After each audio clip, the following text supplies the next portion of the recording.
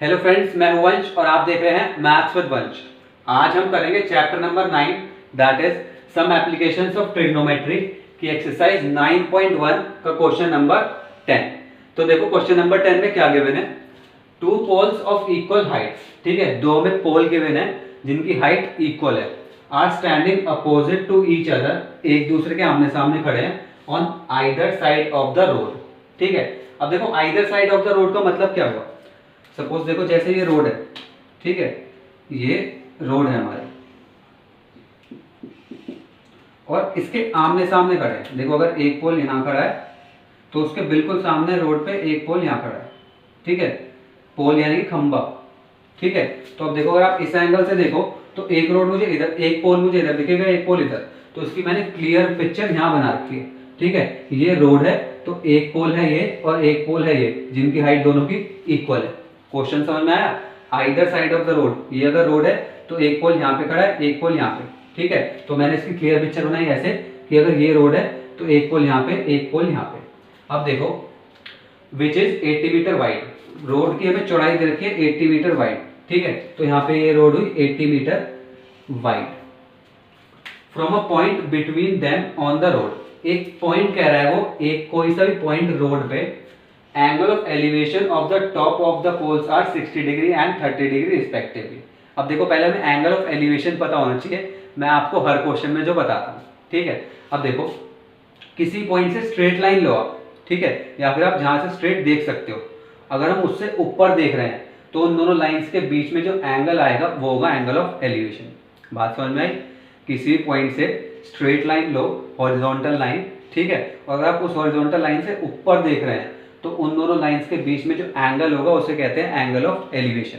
ऐसी एक चीज होती है angle of depression, horizontal line, line of site. ठीक है, सब कुछ मैंने आपको बताया चैप्टर नंबर 9 की इंट्रोडक्शन वीडियो में। अगर आपने वो वीडियो नहीं देखी है तो डिस्क्रिप्शन में लिंक दे दूंगा, उसमें देख लेना। अब देखो वो कह रहा है कि एक पॉइंट कहीं भी रोड पे, ठीक है, रोड पे कहीं भी एक पॉइंट ले लो, उस पॉइंट से टॉप ऑफ द पोल का एंगल ऑफ एलिवेशन। अब देखो अगर पॉइंट रोड पे है तो स्ट्रेट लाइन रोड की कहाँ होगी, रोड पे। ठीक है, और top of the pole that is एक लाइन आ गई टॉप ऑफ द पोल पे, तो इन दोनों लाइंस के बीच का जो एंगल बनेगा वो होगा हमारा एंगल ऑफ एलिवेशन। ठीक है, एक जगह गिवन है 60 डिग्री, ऐसे ही दूसरी जगह गिवन है 30 डिग्री। ठीक है, एक जगह 60 डिग्री, दूसरी जगह 30 डिग्री। अब वो कह रहा है find the height of the poles. एक तो दोनों पोल्स की हाइट निकालो, भले ही हाइट इक्वल गिवन है लेकिन फिर भी हाइट निकालो। ठीक है, and the distance of a point from the pole, और डिस्टेंस ऑफ द पॉइंट, ये जो हमने पॉइंट लिया है कहीं भी ले सकते थे, ठीक है, मैंने यहाँ पे लिया है, तो इस पॉइंट का डिस्टेंस निकालो पोल से कितनी दूर आ रहा है। ठीक है, ऐसा क्यों, क्योंकि देखो किसी एक पॉइंट पे ही आएगा कि एक पोल का एंगल आ रहा है 30 डिग्री, दूसरे पोल का एंगल आ रहा है 60 डिग्री, यानी कि हर पॉइंट पे आ जाएगा 60 डिग्री और 30 डिग्री। ठीक है, तो उस पॉइंट का डिस्टेंस मांग रहा है इसलिए। तो देखो अप्रोच क्या रहेगी हमारे क्वेश्चन की। क्वेश्चन समझ में आ गया ना। अब देखते हैं क्वेश्चन सॉल्व कैसे करेंगे, समझ में आना चाहिए पहले। अब देखो पहले नेमिंग कर देते हैं। ठीक है, दो ट्राइंगल्स बन रहे हैं ना ये, अगर ध्यान से देखो तो ये दो राइट एंगल ट्राइंगल बन रहे हैं हमारे, एक ये और एक ये। अब इसे नेम देते हैं ए बी, इस पॉइंट को नेम दे देते हैं सी। ठीक है, इस पॉइंट को मैं नेम दे देता हूं सी। ठीक है, इसे डी और ये ई, तो मैंने नेमिंग कर दी दैट इज। अब देखो इससे हमें इंफॉर्मेशन क्या मिली, दो पोल्स की हाइट क्या हो गई ए बी और ई डी, और हमें पता है इक्वल है, तो A B equals to D E equals to height of the pole. ठीक है, हाइट ऑफ द पोल, क्योंकि दोनों पोल्स की हाइट इक्वल है। अब देखो हमें गिवन है D B equals to 80 metre, that is road की वाइडनेस, रोड कितनी वाइड है, तो देखो D B equals to 80 metre. आप देख सकते हो साइड में ब्रैकेट में वाइडनेस ऑफ द रोड। लेकिन इससे हमें एक चीज और पता चली, देखो मैंने यहाँ पे पॉइंट लिया है सी, तो इसमें मैं एक चीज और लिख सकता हूँ। क्या लिख सकता हूँ, देखो कॉमा डाल के लिख सकता हूँ D C plus C B equals to 80 metre. कोई प्रॉब्लम तो नहीं है। देखो मैं कह रहा हूँ D B equals to 80 metre है, तो हमारा D C plus C B भी तो 80 मीटर है। ठीक है, तो इन्फॉर्मेशन मिल गई हमें जो हमें गिवन है। अब देखो अप्रोच क्या है, हमें क्या निकालनी है, तो हाइट ऑफ द पोल निकालनी है। ठीक है, और ये डिस्टेंस निकालना है डीसी और सीबी। तो देखो मैंने सोचा दो राइट एंगल ट्राइंगल बन रहे हैं, एक 60 डिग्री के रिस्पेक्ट में बन रहा है जिसमें हमें 60 डिग्री यूज करना है, एक ट्राइंगल में हमें यूज करना है 30 डिग्री। तो मैंने सोचा कि ये जो साइड है EC और एक ये वाली साइड है AC, इसका तो कोई यूज दिख ही नहीं रहा, ठीक है। तो जब इसका यूज नहीं दिख रहा तो मैं ऐसा ट्रिग्नोमेट्रिक रेशियो निकालता हूँ जिसमें ये वाली साइड दैट इज ED और ये वाली साइड DC इस ट्राइंगल में इंक्लूड हो, और इस ट्राइंगल में AB और BC इंक्लूड हो, ठीक है। एक में 60 डिग्री एंगल के रिस्पेक्ट में, एक में 30 डिग्री एंगल के रिस्पेक्ट में। हो सकता है जब इसमें से मैं कुछ निकालूं तो हमारा कुछ कट आ जाए, दोनों पोल्स की हाइट इक्वल दे रखी है, कुछ निकल जाए, ठीक है। तो पहले मैं ये वाला ट्राइंगल ले रहा हूँ EDC। अप्रोच समझ में आ गई। मैं सिंपली बस ये कह रहा हूँ मेरी ये वाली साइड का कोई यूज नहीं है, ठीक है, क्योंकि मुझे हाइट ऑफ द पोल निकालनी है और ये डिस्टेंस निकालना है, तो इसे नेग्लेक्ट कर देता हूँ और इन दोनों साइड्स के बीच का रिलेशन निकाल लेता हूँ, ठीक है। ऐसे इन दोनों साइड्स के बीच का रिलेशन निकाल लेता हूँ, हो सकता है कुछ आंसर आ जाए। तो देखो इन ट्राइंगल EDC,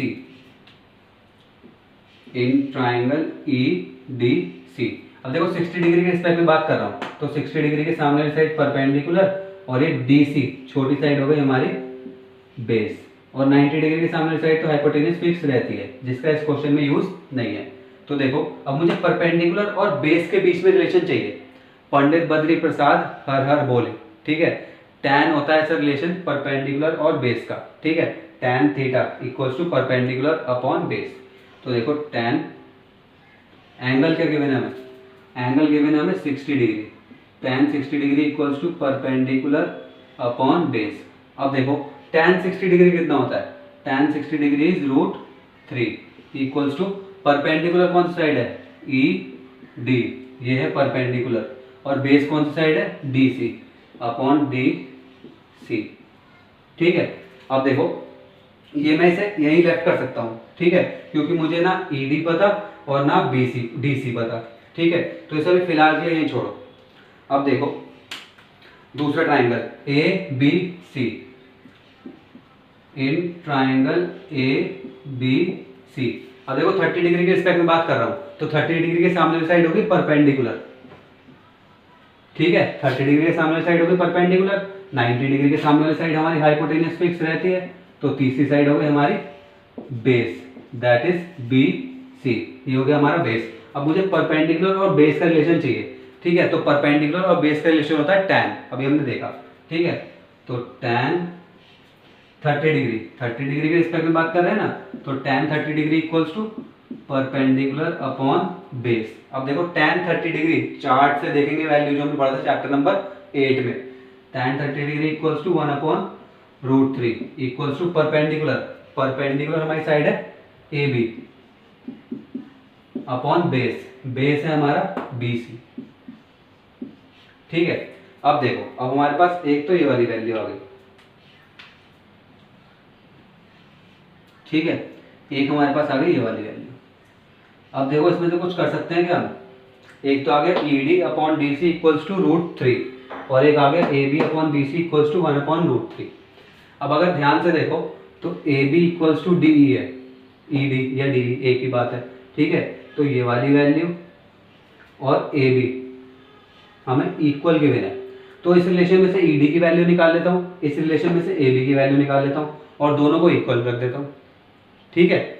इस रिलेशन में से ED की वैल्यू निकाल लो, इसमें से AB की, और दोनों को इक्वल प्रूफ कर दो, मतलब इक्वल रख दो क्योंकि हमें गिवन नहीं है। तो देखो मैं इसे इरेज कर रहा हूँ, ठीक है, क्योंकि रिलेशन मेरे दोनों काम के हैं इसलिए अभी आपको यही लिख दिया मैंने, ठीक है। कोई बात नहीं। अब देखो ED की वैल्यू क्या आ जाएगी यहाँ से,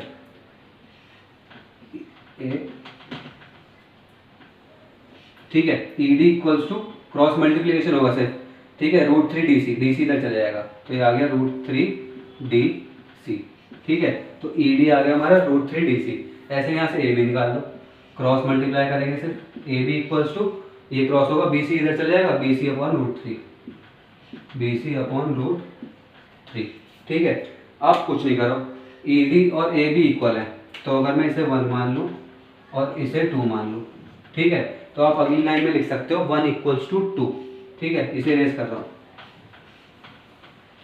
अब आप लिख सकते हैं 1 इक्वल्स टू 2 क्योंकि हमें गिवन है AB इक्वल्स टू DE। अब देखो that is √3 DC equals to BC upon √3। अब देखो अगर मैं √3 को इधर ले जाऊँ मल्टीप्लीकेशन में तो हमारे पास क्या आ जाएगा, हमारे पास आ जाएगा √3 multiply by √3 is 3 DC = BC। आप कहोगे आंसर तो अब भी नहीं आया, कोई बात नहीं, थोड़ा सा देखो क्वेश्चन की तरफ, हमें क्या गिवन था, तो आंसर बिल्कुल सामने पड़ा है। ठीक है, आंसर बिल्कुल सामने पड़ा है। देखो कैसे, DC और CD के बीच में मुझे रिलेशन पता है, DC और BC के, तो अगर मैं यहाँ पे CB की जगह रख दूँ 3DC तो DC की वैल्यू आ जाएगी, दैट इज DC की वैल्यू आ जाएगी। जब मेरे पास DC की वैल्यू आ जाएगी तो मैं 80 में से DC को माइनस करूंगा तो BC भी निकाल लूंगा, क्योंकि पूरी लेंथ थी BC। देखो क्या कह रहा हूँ, रिलेशन आया मेरे पास। आप कहोगे तो सर बहुत कंफ्यूजिंग क्वेश्चन है, कंफ्यूजिंग कुछ नहीं है, समझाने में देर लग रही है सिर्फ। देखो ये रिलेशन आया 3DC = BC। अब मैं इसे रिलेट कर रहा हूँ सब कुछ, ठीक है, नोट कर लो।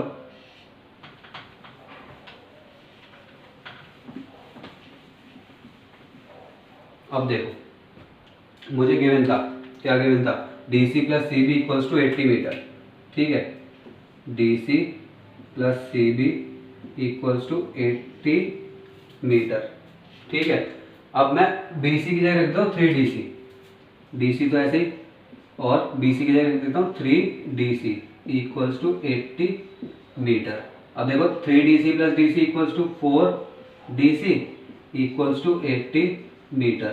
तो DC क्या आ गया हमारा 80/4 दैट इज 20 मीटर।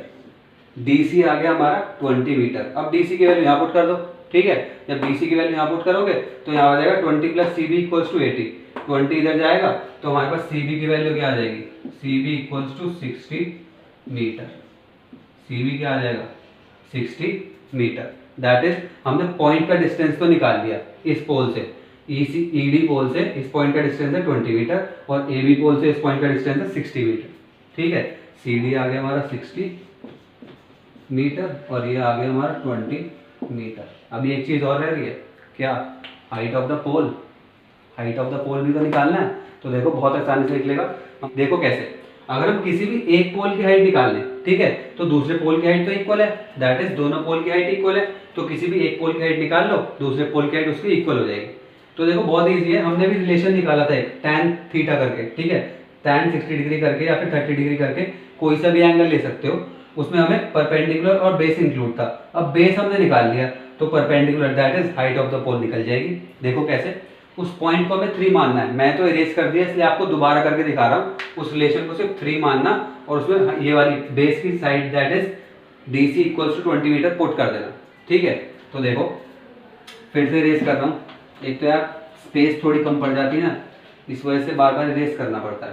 तो देखो इन ट्राइंगल EDC, ठीक है, tan 60 डिग्री इस तरीके से करा था हमने, tan 60 degree = perpendicular upon base. ठीक है, अब देखो tan 60 डिग्री की वैल्यू क्या है, tan 60 डिग्री की वैल्यू है √3 = परपेंडिकुलर, परपेंडिकुलर है हमारा ED अपॉन बेस, बेस है हमारा DC।